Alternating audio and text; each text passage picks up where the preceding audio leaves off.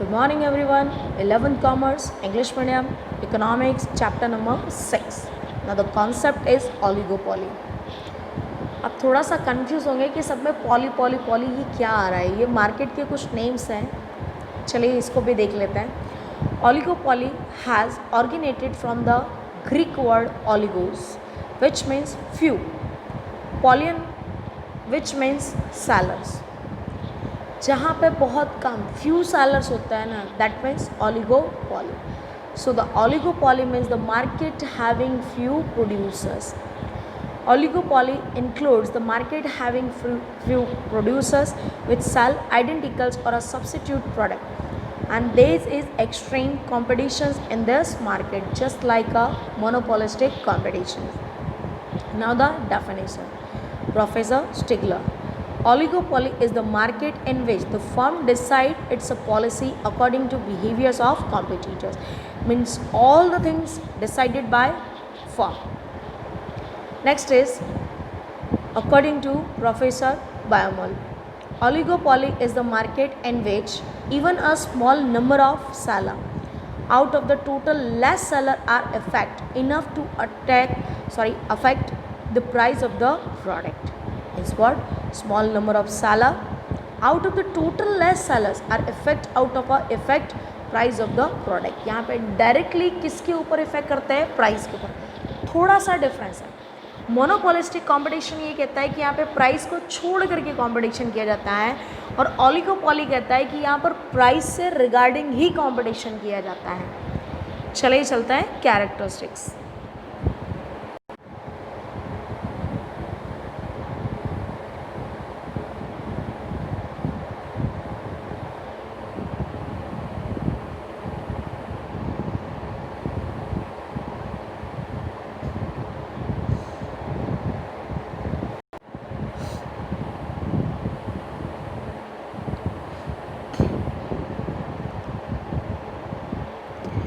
Next आता है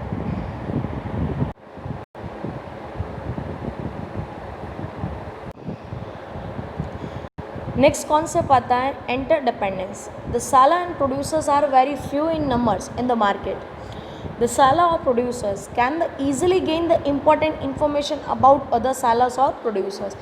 यहाँ पे एक seller दूसरे sellers के बारे में easily informations ले सकता है, because here is minimum 2 sellers and maximum 10 and 20. इतने ज़्यादा भी नहीं होते कि हम वहाँ तक पहुँच नहीं सकते, और हर एक की इन्फॉर्मेशन निकालना यहाँ पे बहुत इजी हो जाता है कि आप किस तरीके से अपनी प्रोडक्ट लॉन्च कर रहे हैं, आप कैसा उसके अंदर रॉ मटेरियल यूज़ कर रहे हैं, तो आपके हिसाब से मुझे अपनी प्रोडक्ट में क्या चेंजेस करना चाहिए. The seller and producer special focus on the quality and the type of product to attract the consumer. Consumer को अट्रैक्ट करने के लिए यहाँ पे प्रोड्यूसर्स एंड सेलर क्या करता है? मोस्ट ऑफ द फोकस करता है quality and the type of the product for the attracting consumer, लेकिन प्राइस को कुछ भी करते नहीं. For example, television, car, etc. Producers और seller, so the firm decide the price, quality और a type of its a product based on the behaviours of the competitors and it's dependent on that.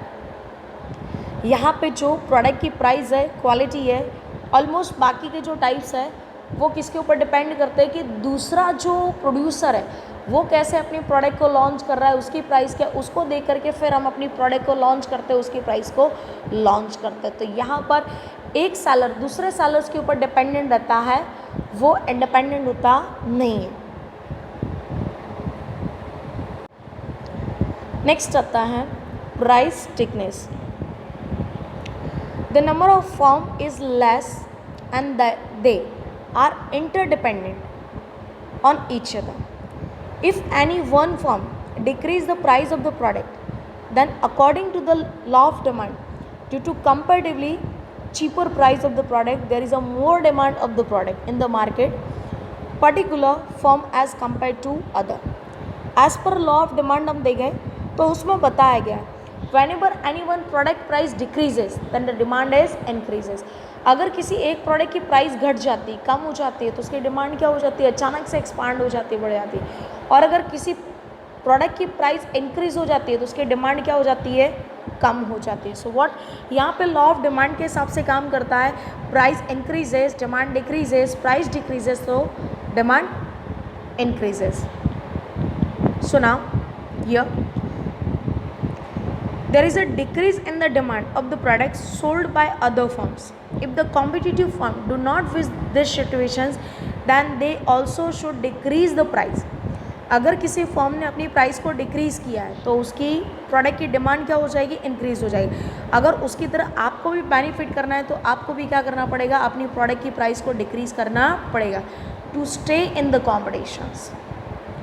So at the end the price of the product reaches at a nominal level and it become possible to reduce the price further. On the other hand, if the firm increases the price of the product, then the demand of that product decreases and the competitive firms are profited. Thus, as the nominal price is resistant to change and the demand becomes king cat. बहुत ही simple meaning है, यहाँ पे एक आपको draw करके दिया है, उसके अंदर ये कहता है, देखिए डिमांड कब है, एक जगह पे आकर के स्टॉप हो जाता है, उसके बाद डाउन बढ़ जाता है अंदर की तरफ, मतलब डिमांड कम होने लगती है, ये बताता है। सपोज दो फॉर्म है ए एंड बी, ए ने प्राइस को रिड्यूस किया और दोनों एक ही जैसी प्रोडक्ट बनाती हैं, ए ने प्राइस को क्या किया, रिड्यूस किया, तो उसकी डिमांड कैसी हो जाएगी, हाई हो जाएगी। सो फर्म ए ने अपनी प्राइस को रिड्यूस किया तो उसकी डिमांड क्या हो जाएगी, हाई हो जाएगी। तो बी के प्रोडक्ट को कोई पूछेगा, बिल्कुल नहीं, उसकी डिमांड कैसी हो जाएगी, लो।